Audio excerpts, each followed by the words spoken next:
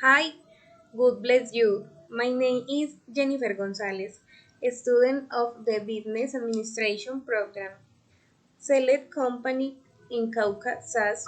I believe that this company produces and distributes a good product, but this in turn, in order to be elaborated practice the burning of biomass, sugar cane, and products that benefit the environment later, taking into account that these residues are expelled into the air, which causes a great deteriorating contamination process.